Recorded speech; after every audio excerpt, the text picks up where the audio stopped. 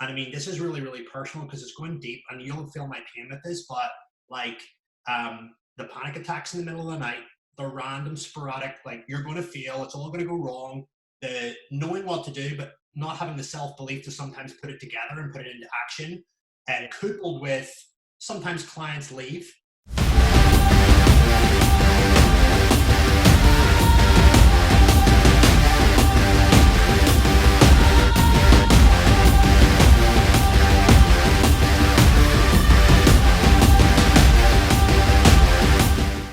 All right. How's it going, everybody? Zander Fryer, best-selling author, CEO, and founder of High Impact Coaching here with a good buddy of mine, Phil Graham. Phil, welcome to the show. I'm really excited to have you. How you doing, boss? Zander, I'm good, my man. The whole way from Belfast, it has started to be sunny over here, so summer is just around the corner. I was going to say, have you seen sunlight in a while? Has it been a bit? It's permanently summer where you are, but yeah, dude, the sun is out and mood is starting to lift, so looking forward to it. I love it, man. I love it. Phil, I'm really excited to dig into this episode with you because I think, frankly, you and I could just rant about some really amazing stuff for a while. But before I dig in, I'd love for everybody to understand who you are, what you do. You own a 7-figure business coaching fitness entrepreneurs in business. You've built it entirely organically to this point, which I just think is absolutely phenomenal. Something that I respect because it's something that I did as well. And I don't think I know anybody else that's done that besides us two, really. So I'd love for you to dig into your story, how you got to this point, and then I've got a lot of questions for you around. I think what we wanted to chat about is with 7-figure businesses come 7-figure problems. So I want to give people kind of a behind the scenes look at what it takes to run a 7-figure business as well. So let's go ahead and dig in. Right. Well, I think I'll go back to the very, very start where my whole journey started and how I transitioned and how everything happened. Yeah. So 16 years of age, had absolutely no focus on health, fitness, was overweight, well fed, and didn't move much. Yeah. And long story short, I got diagnosed with type 1 diabetes when I was 16 years of age. Without going into too much of the story behind that, I remember going into school one morning on the bus and looking out of the windows and seeing the car number plates, and they were a little bit blurry. And I thought my eyesight was off. And if you know about diabetes, blurry vision is a side effect of it. Yeah. And long story short, looking at these car number plates, over the course of the week, I started to know that something was wrong. And on top of that, I was going to the toilet a lot. I was losing weight. I said to my mom about it, wasn't feeling great. She said, you must have something. Brushed it off a couple of days. And then we went to the doctors. And long story short, I was diagnosed with type 1 diabetes overnight, right? So when your mom breaks down and you're crying and you're walking down a hallway in a clinical healthcare center and you're seeing like diabetic retinopathy and diabetic foot and like amputated limbs and shit on the walls, you sort of get a bit of perspective about, okay, I might die here. So long story short, I was marched into this room with a diabetic specialist, and I remember the language that she spoke to me, and I remember some core words and subjects that she said. The language that she spoke to me was very much, you could, you might, you possibly, potentially, there is a chance of, there is a risk of. So I picked up on that language very, very young, and I said, there's hope here. Yeah. There's potential for me to do something about this. Yeah. Then I remember her talking about the subject of nutrition, training, mindset, education, and diabetes medication. So basically from that moment onward, I then had a really high value on nutrition, health, lifestyle. And this was one of your first conversations that you had about basically what it meant to be diabetic. You actually had someone talk to you about nutrition, lifestyle, mindset. I was basically told that, look, this is what's potentially going to go wrong. However, these are the variables that you need to control. Yeah. Simple as that, right? Yeah. So basically what happened is I got inspired overnight to go and research this information. I engrossed myself in nutrition books, textbooks, anything to do with exercise and basically understanding the human body. I wanted to understand what was going on with my body. Right? The reason why I wanted to do that was because I wanted to get really, really clear on how I could manage it. Now, here's what happened. I started studying it. I then went to university and studied a degree in nutrition and biochemistry. And on top of that, fell in love with the gym. Yeah. Fell in love with the gym really quick. Education on nutrition and training collided. Had a great bodybuilding career from a very young age. I won a lot of shows, competed all over the world. I won Junior Mr. Northern Ireland, Junior Mr. Ireland, competed and won in Junior Mr. Britain, Junior Mr. Universe, and traveled a lot at a very young age, at 23, 24, whilst being diabetic, being told I could never do it. Yeah. So I had this education, I had this great physique, which I had literally built as a way and means of protecting me against diabetes. You'd say you had this great physique. You still have this great physique, by the Oh, way. I've seen you. You're ripped as shit, man. Right, we'll come to that, right? But long story short, what actually happened there was I had the physique and I had the education, and my dream was to become a dietitian, right? My dream was to become a dietitian and literally help people with their diets and all that kind of stuff. But while I was in the gym, I then had people approach me and ask me, how do you get in shape? How do you train, et cetera, et cetera. And I started personal training people on the side. Yeah. I then started creating diet programs and training programs as one of the first online coaches in the UK. And I was a dietitian at the same time, so I could prescribe diets. So I basically started selling diet programs on Microsoft Word for like 75 quid. Yeah. Right? That then turned into 150 quid, 300 quid, 400 quid. More and more people. You went into a gym in Belfast, everybody had these like overly detailed, like 200-page PDF documents written out by me, all the calories perfectly done. I was basically doing a lot of online coaching and a lot of personal training. Originally, it was a lot of personal trainers had come to me because of the education and the physique, as well as general pop. And it was sort of like a 50-50 split of general pop and PTs looking to become better coaches.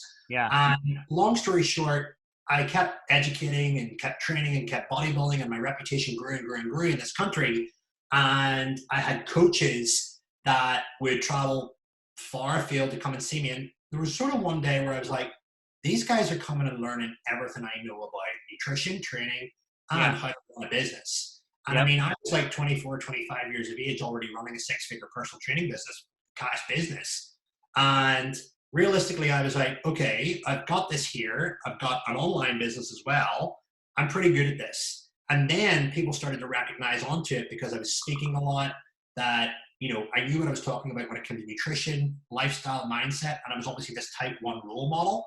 So long story short, that then turned into education.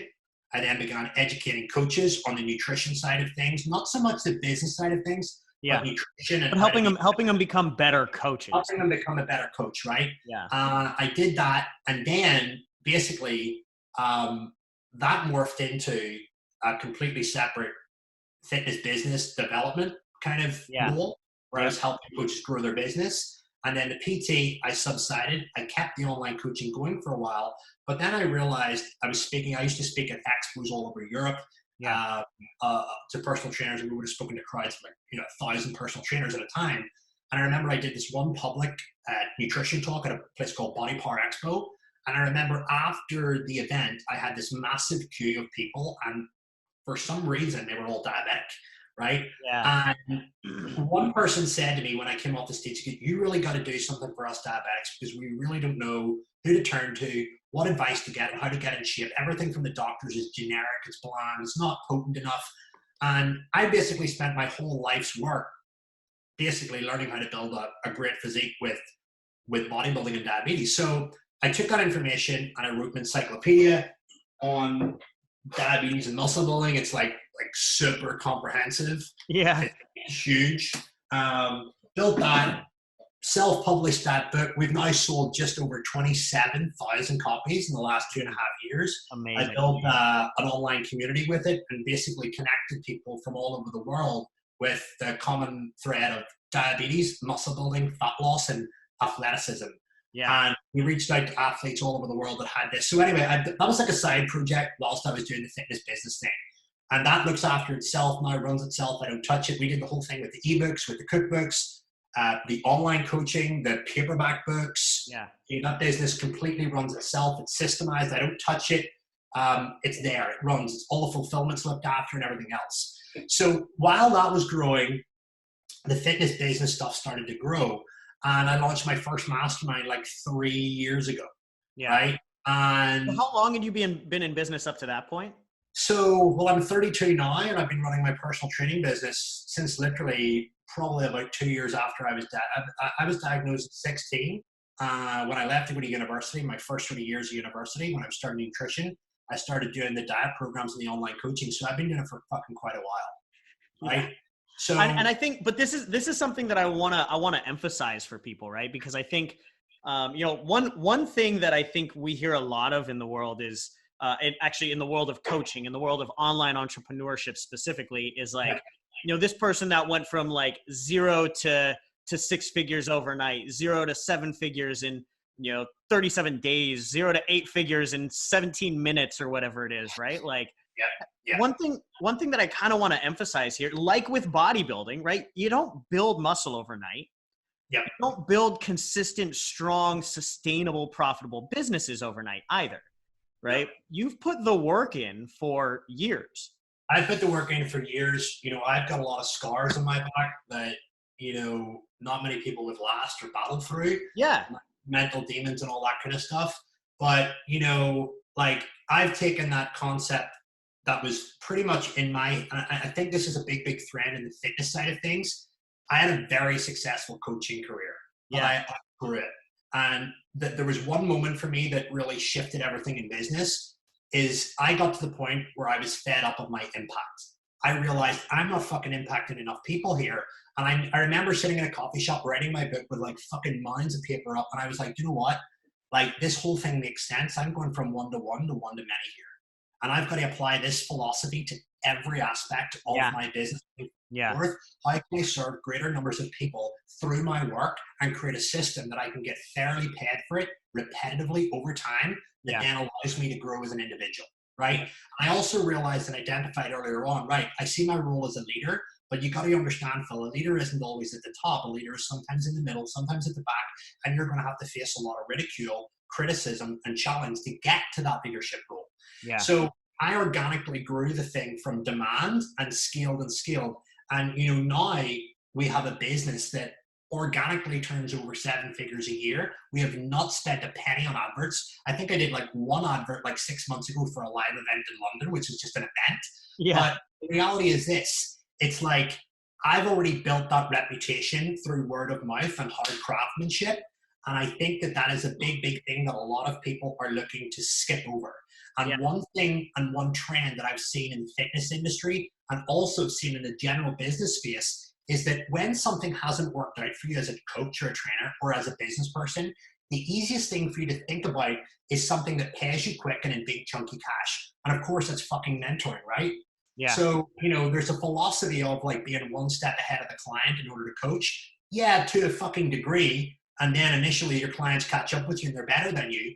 But the reality is, I'm only going to invest in somebody that has been through the trenches and has lost more, won more, and accumulatively is open and humble about communicating that wisdom Yeah. in a package, in a system, in a way that allows me to get results and has consistent proof of doing it time and time again.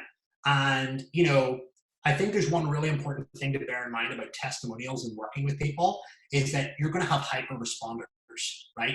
Hyper responders that, just lean in, implement real fast and do the stuff. And then you're going to have the majority that maybe don't.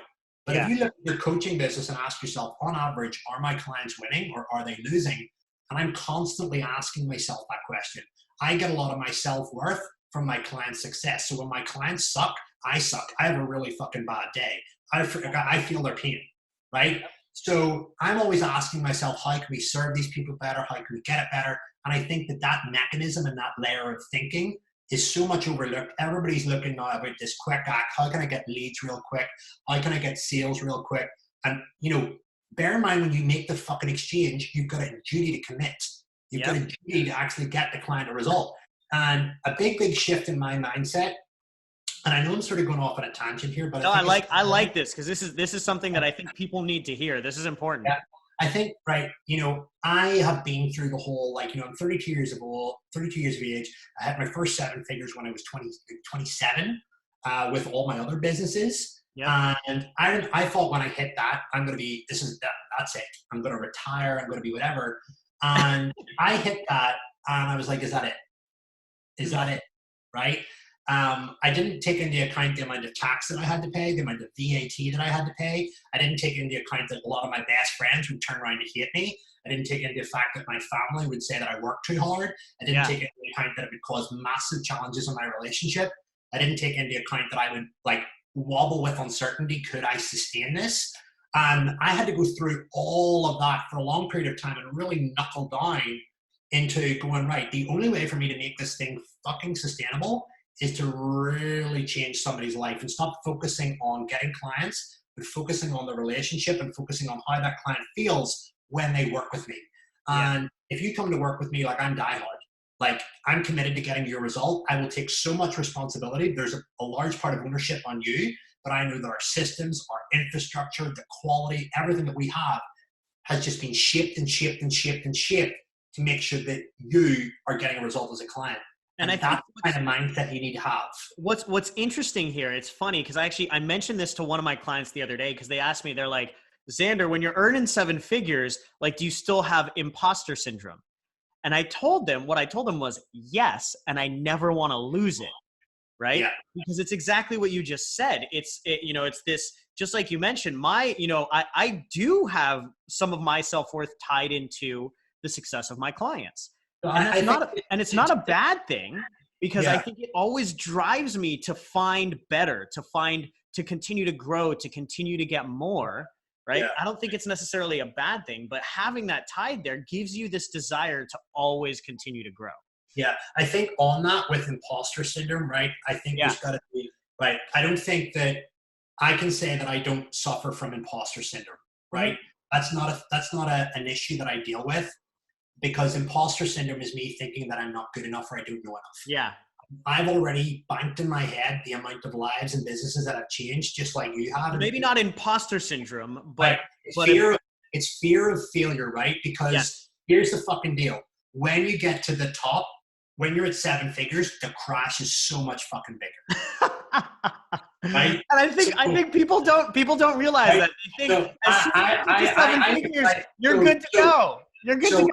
Figures. yeah, so like you know, we just took a new accountant on that's like 20 grand a year, and I remember when I was PTing, I was paying like a grand, right? My fucking Stripe bill was like 45K on fees, Yeah. right? So I've got these big volatilities. You spend more on payment I processing spend more than on payment processing than ads. most people, yeah, and on ads. More on payment processing than on advertising, and more than most people make in a year. Yeah, and you know what? It's like, and that is why, like, when you've created something like that, like environment and the people that you speak to and the way you manage your time and the way you manage your energy and how you guard your inputs is crucial. Like Yeah. I am, and I mean, this is really, really personal because it's going deep and you'll feel my pain with this, but like, the panic attacks in the middle of the night, the random sporadic, like you're going to feel it's all going to go wrong, the knowing what to do, but not having the self-belief to sometimes put it together and put it into action, Yeah. coupled with sometimes clients leave, sometimes sales don't close, sometimes team members do the wrong things, Yeah. and then you've got to be happy for your family. You maybe want to have a kid, you want to grow, and you've got all these like things coming at you. So for me, really looking after my mental health, having my routines, like I'm a big guy for, right, okay, outcome routines daily. Let's Yeah. process it in. Let's repeat it.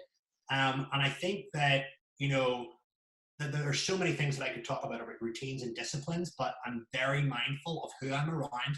I'm very mindful of what I look at. I'm very mindful of how I think. I, I've got a very strong internal dialogue, but there are some things that do get me at some points that are challenges that are bigger than what my current level of growth can handle. Yeah. And sometimes I go through extreme periods, not of imposter syndrome, because I'm great at what I do. I go through periods of self doubt and am I capable? Yeah. Right? It's a matter of physical energy because, like, sometimes, we can delegate so much, but sometimes, you know, while the thing's growing and, you think, you're like me, you think ahead.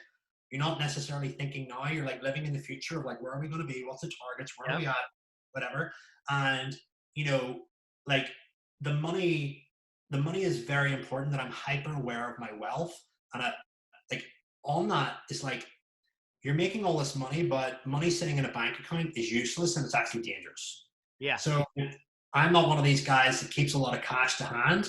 I, building the process is to take your wealth out of your bank account and put them into assets to create passive revenue that replace the active revenue so that you're protected, the business is protected.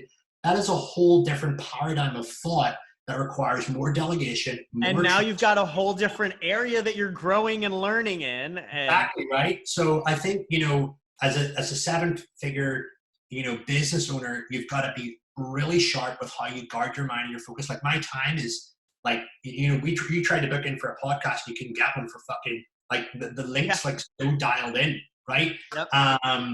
And like I turn down a lot of podcasts. I love you to bits. That's why we're doing it. We've got a great energy and all that kind of stuff. But like I'm very just protectful of what I let in and what I see. But secondly, as well, I think you've got to be hyper vigilant about mental health. You got to be hyper vigilant about your money.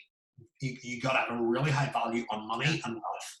And when I talk about wealth, it's not about what you make; it's about what you keep, right? So, like, if you're doing 50K a month, 30K a month, 20K a month, where is that money going? And have you got a system to take that money out tax efficiently and put it into something that's going to pay you in 10 to 15 years? And are you prepared to play 10 to 15 years? I am prepared to play to 10 to 15 years because when I know if I ever want to take the foot off the gas or if something goes wrong with me, that my passive income allows me to have a lifestyle, allows me to buy anything I want without risk. And I think Whereas when you're active all the time, you just mentioned something that I want to hit on because I think it's incredibly important. And I was having a conversation with Tom Bilyeu a few months ago. yeah, And one of the big problems that I see, especially in the coaching space, is this mentality of, like, well, you could die tomorrow. So live today doing the things that you want to do today. And I yeah, understand that. But the truth is 90 to 95% of us are not going to die tomorrow or within the next 20 years. We're going to be living nice, long lives, right? Especially if we're very focused on our health, our wellness, our nutrition, yeah, that sort of stuff. So, if we're making decisions based on just to make sure today is the best day possible, we're going to be missing out on making sure that we live a purposeful, happy, wealthy life for the next, I don't know, let's say 60 to 80 to 100 yeah, years, yeah. right? 100%. And I think the big thing as well, a lot of business owners need to realize is that, it's very easy to make seven figures in a year, but how long are you going to be alive for?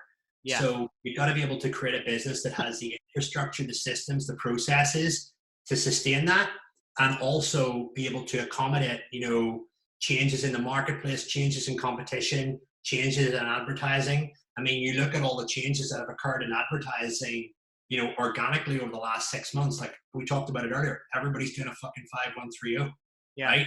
Everybody's doing the same stuff, right? So what has to happen is you have to be smarter and bring in your personality and your real self more to your marketing. And that's very hard for a lot of people to do. Yep. So not only have you got to adapt from a marketing and a systems and a processes perspective, but you've also as well got to create that system and have that long-term thinking to go, I'm putting money away into assets that pay me passively. Because realistically, right, think about this as a business owner.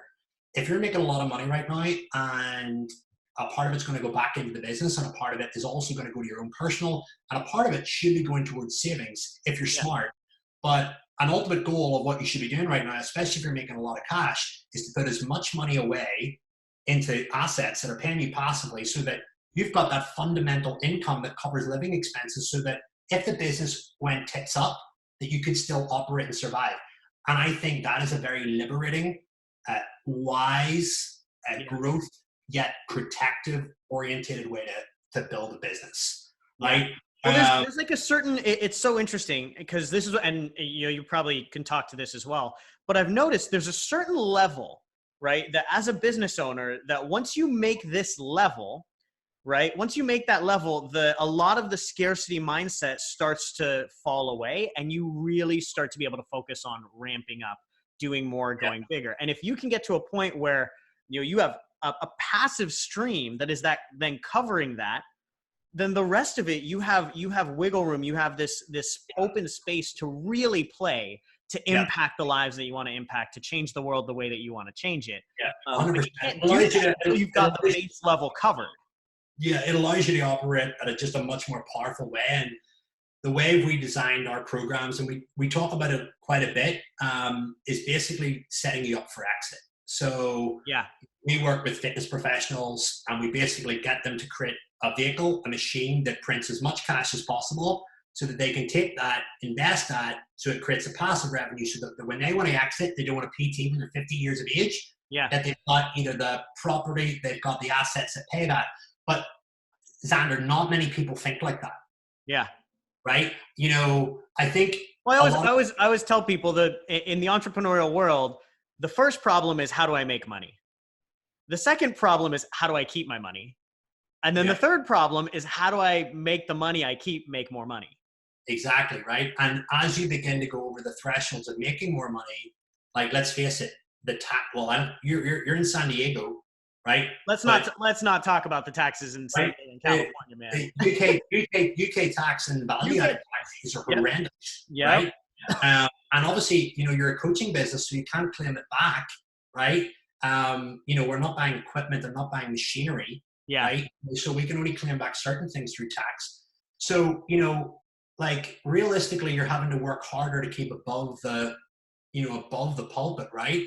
Yeah. So, you know, with that, you can't build an inspiring life, you can't build an inspiring business without delegation. And like, trust me, delegation, when you start scaling, is quite hard, because you're worried about passing off control, and you're worried about somebody doing something wrong. Just like we were just talking about earlier. Okay, so, you know, those are things that you got to take into account. So I think, like, there's two really important principles for anybody that's gearing themselves up to build a really powerful, profitable business. Is one, mental health, and make sure that everything's guarded, that you know exactly where you're going, you've got a clear mission, and that you're really clear on what potentially triggers you and what inspires you. And you need to be around high performance people, right? Like you need to be around it. Like, you know, we've been together in masterminds and groups and stuff like that, and we've been around smarter people. We've got ideas and insights. We want to go and quietly work away on that stuff, and then implement that into your own business, and then see the fruits of that labor. Two, it's good to soundboard.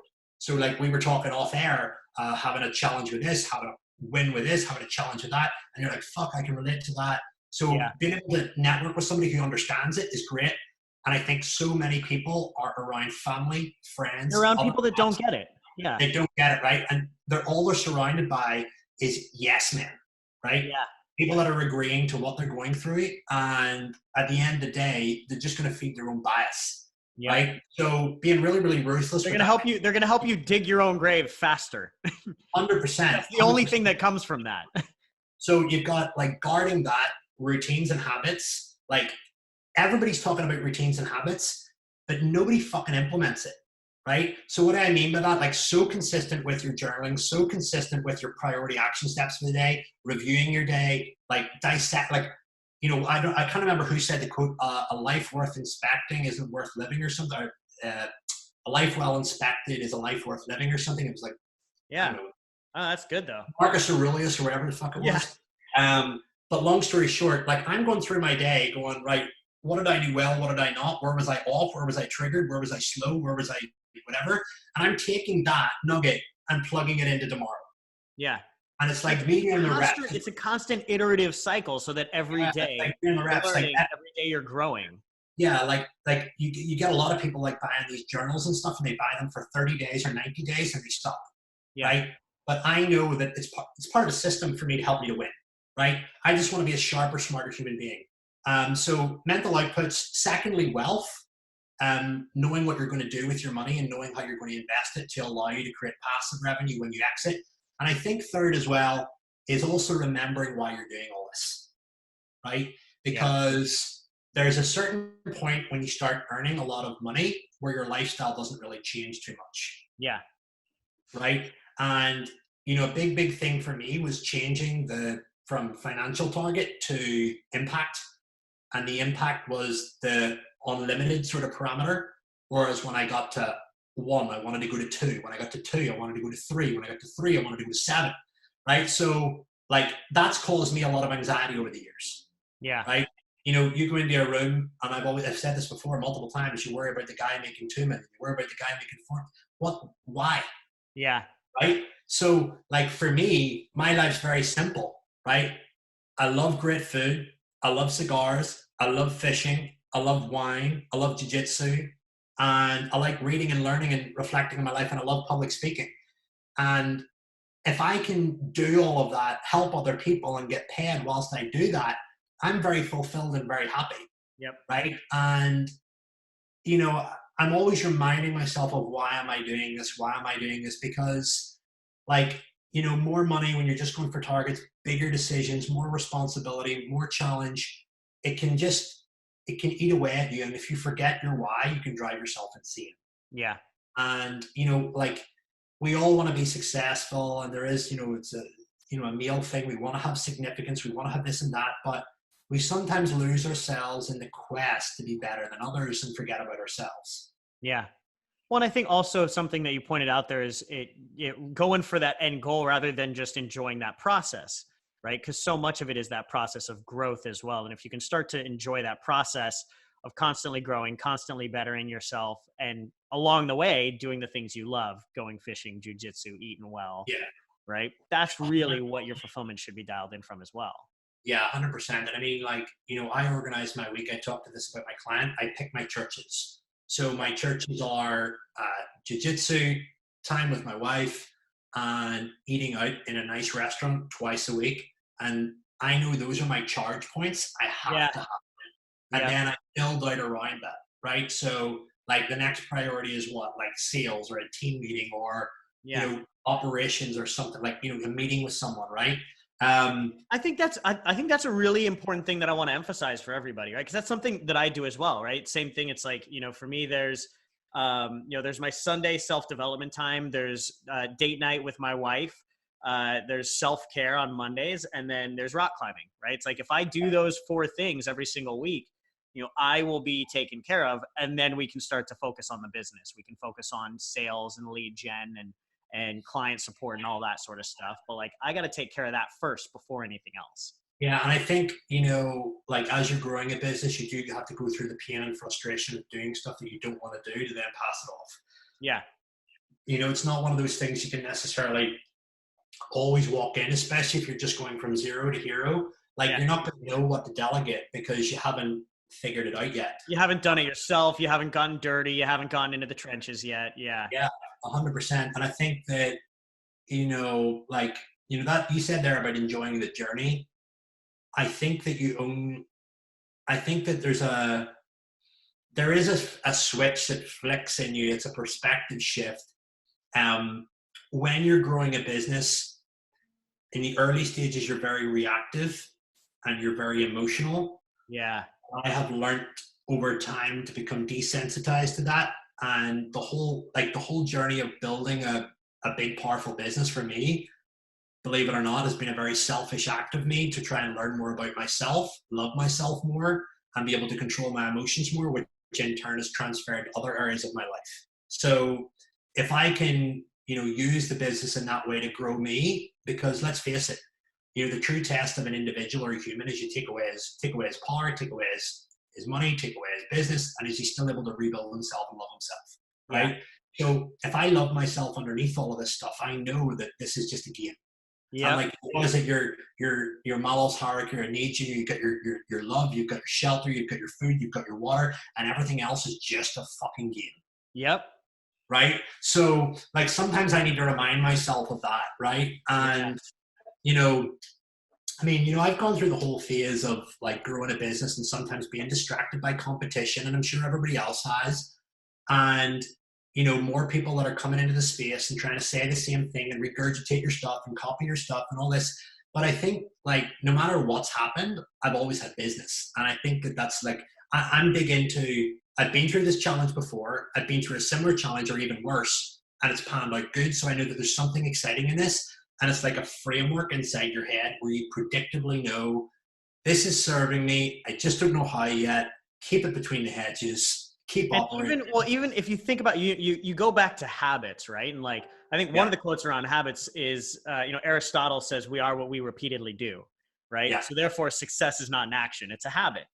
And what you're referring to is even a thought habit. It's a mindset habit, right? When you get put in a tough situation, while most people have the habit of, oh my God, be reactive, like this is not going to work well, you have the habit, like your immediate thought pattern becomes, I've been there before. I yeah, can handle this. I'm yeah, not comfortable right now, but this is going to end well and something good is going to come from this. yeah, And because of that, rather than freaking out, rather than freaking out or being overwhelmed or slowing down and backing up, you calm down, you take a breath, and you speed up. And that's yeah. actually what creates more success. Yeah, 100%. And I think that, like when that happens, I think that's whenever you need to guard your inputs the most, because if you Yeah. have a lot of things going on, You're it can, really susceptible at that point. Yeah. yeah, it can cause you to overthink, it can cause you to over exaggerate and then go off on a tangent. So, protect and having someone as well to reach out to whenever those kind of situations arise in business. Somebody that gets it, not your family, not your friends. Yeah, 100%. Somebody that gets it, that's super objective and goes, okay, what's the problem? What do you think it's missing? What are the first action steps that you could do? Why haven't you taken them? When can you do this by? Like, we know that sometimes in our own head, but sometimes we need to hear it from somebody that we respect or to verify it. And I think that, value extraction changes over a period of time for clients. Initially, when a client doesn't know what to do, it's like, fill my knowledge gap. Whereas as you mature and you get deeper and deeper into it, it's like, is this the right way or is this the wrong way? Is there a faster way or is this the least efficient way? So, value extraction sort of changes with that. You know what I mean? So you've got to be like, we're all on this journey of trying to better ourselves and master ourselves, and building a great business is a great game to play if you want to become an all-around better human. I just love that you're framing it as it's a great game to play. Yeah, it's a game. That's the way it really should be looked at. And like that's the only, like I used to think about it like it's win or lose. It's not, right? The very minute that you lose is the minute when you, like, I was listening to the other day, Sam Harris. I don't know if you follow any Sam Harris stuff. No. Sam is really worthwhile listening to. Neuroscientist, does a lot of stuff on consciousness and stuff. Ferris and stuff is big into him. But really, like, talking about the concept of free will, and do we have free will? And free will actually doesn't exist when you actually examine it on a scientific level, because thoughts, enter into our head. We can't control the thoughts that enter into our head. It's how we interpret them and what we then act after those thoughts. So, if I said to you, think about your favorite thriller film, there's going to be a selection of films percolating through your thought right now that are ultimately going to be a selection. And I'd say pick your favorite one. And then there could be a number of thrillers that you didn't think about that weren't even in your mind at all. Yeah. So, again, it's one of those things that, if you haven't seen the full perspective of something, you'll never know how it's blessed you. You'll never know how it's served you. And that's the big thing about being open-minded. And Ray Dalio talks about that a lot as well. Being ruthlessly open-minded. Ruthlessly. I think this is something that everybody can like. Yeah, I think I added my own word there, right? But like, but I think that's really important, because I think, one of the things, at least I'd love to hear your thoughts on this. For me to get to, from a non-existent business to six figures, to multiple six figures, to seven figures, I had to be willing to be ruthlessly open-minded about my beliefs, my thoughts, my habits, even what I thought was right and wrong, up and down, left and right, good and bad, all the things that I was taught. I had to be ruthlessly open-minded. I think that's a really good term to put there, because who I am now, looks back at the person when I was first starting my business, and I'm not the same at all. And it's because I had to be so open-minded that I had to let go of that identity as a person to become this person. Yeah. And I think that's so important. Yeah, I mean, as you grow your business and income goes up, leadership goes up, team goes up, your identity does have to change. And, people talk about life mission statements and stuff like that. Like, it actually becomes more important as you grow. And I think you need more personal development as you grow, because you need reinforcement. Yeah. because the challenges are greater. And if you let those challenges mount up, you can get knocked off the horse, right? Yep. So, like I want to condition myself into a way of thinking that allows me to operate, in a certain way to get a goal done. And, when we talked about the concept of being open-minded, a lot of people don't have that. They think that, like, like for example, I'm not generating leads. Yeah. Okay, there's something wrong and I need the sexiest thing. Well, have you ever stopped to consider that your messaging or just your fundamental stuff The might just be basics off? are wrong. Yeah. Yeah, like, if you're not getting leads, it's a really good sign that you're not speaking the correct language. It's not in front of enough people, or you're fucking boring, Yeah. Yeah. right? Yeah. So, like, you'll have those filters like me. I'll run that through my head first and go, blah, blah, blah, blah. Have I been consistent? Have I been boring? Have I been this? Have I been that? Yes. And then you're like, ah, shit. Like, now I know what to do. Yeah. Whereas when it gets to the point where you run through that filter and you think you've done everything right, then it's like, okay, do I need something to like add in? Whereas like the novice will be like, right, I need 101 different things. I need a quiz. I need a pop-up. We need to get ManyChat on the go Yeah. here. We need to we need to get. They're trying to find the microwave solution, the magic pill that fixes. And let's face it, we have all been there. Yeah, of course. We have all been there, right? I like I remember I did the whole ebook thing and like the upsells and and like I think like my top upsell was like 250 quid for like a range of cookbooks and like a couple of muscle building books and stuff. But like yeah, I mean it's one of those things that there's been a lot of nuggets there of value. I mean, if you're not writing down stuff right now, I honestly you're missing out. Rewind and watch this, but. I was just about to say, I think I could just keep, there's so many little nuggets of wisdom in terms of like getting your business up and running that like, I wish we could just have like every little one of these documented. So if somebody is taking this down, let me know. Yeah. I mean, I think we can both agree on this, that, building a 7-figure business is not all sunny days, happiness, and glory.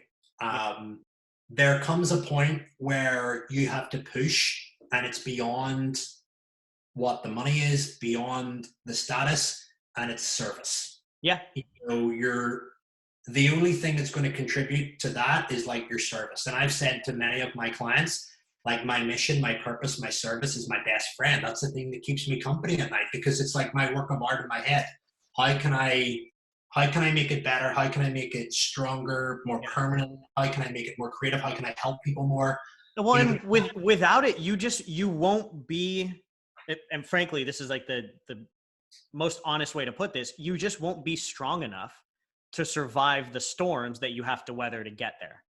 Yeah.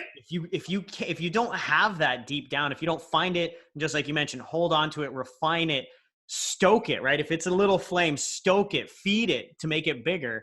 You're not going to be able to weather the tough times that you have to go through to get there. 100%. And it is there are people that have fast growth, but again, do they last? There are people that have fast growth that it maybe does last, but that's not your life. It's not for you to worry about. And I think you can take, right, what have they done well? What have they not done well? And focus on your own stuff. Like, stop looking at what everybody else is doing in their business. Focus on you. Yeah. Like, like, honestly, when you start going into the higher echelons of like business and leadership and just overall the company that you keep, you start to realize that what anyone else doing doesn't really fucking matter. Yeah. When you're at the lower echelons and you're sort of trying to survive, you're looking at what everyone else is doing and you're comparing and you're minimizing and you're putting people on pedestals and you're doing all this stuff that's just making your emotions go out of whack and you can't think and operate. And it's preventing you from just executing. It's preventing you from executing, right? So like, now I'm in a very like stable position whereby like I'm only focused on my thing, like my thing. Right? I don't care what competition's doing. It's going to exist. I need it for creativity and growth anyway. And, I don't like, there's millions of customers out there, billions of customers. You never run a business. And I think that's another thing that you've got to get your head around is like, well, if we lose a client, we'll replace them. So what? It's just one client. And, it's one of those things that, you just get through. So, Yep. yeah. Beautiful. I think we might be up on time, which is probably why you're getting a call right now. But no, we're good. We're good. I just I was actually another call from America coming. So, well, I'd love to just wrap this up because I think we've kept you past time anyways. So I do appreciate that, Phil. But if I were to just ask you, I just want to ask you a couple of quick questions, kind of like a speed round. Number one, if you were to go start all over again, and you were able to give that version of you one piece of advice, what would you tell that version of you starting all over again? So just when I make sure he doesn't go back. So what would I tell myself? Yeah. It's not one thing, it's a combination of things. So I'm going to checklist this. Number one would have been to invest in myself sooner. Yep. Reach out and ask for help. And look, I know you hear that a lot. And everybody listening hear this a lot. And I don't know whatever way, you're going to interpret this or whatever. It's not a secret sales pitch or whatever.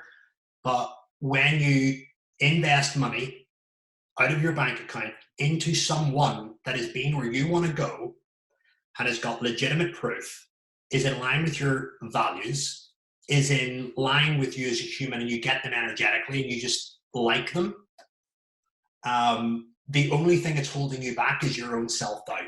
Yeah. And accountability should hurt. The reality is, what's the worst that's going to happen? You're going to learn from someone smarter than you, you're going to get accountable, and you're going to act. Money sitting in a bank account doing nothing is not safe. Putting it into something that's going to acquire greater wealth, greater wisdom, greater knowledge, greater skill sets, that's going to allow you to monetize off that and grow off that is safe. It's called an investment, yeah. So investing, right? I remember I used to like ponder over investing in a mastermind and all this kind of stuff back when I was like 21. I was really fucking young, right? Yeah. But I invested in my first mastermind when I was like 22. It was like 40K for the year, but like I couldn't even put a value on the amount of return that I got from that, right? It was like colossal. Secondly would be to get comfortable at passing control and delegating. And I think that when you delegate to someone, be very clear on what you want them to do and why.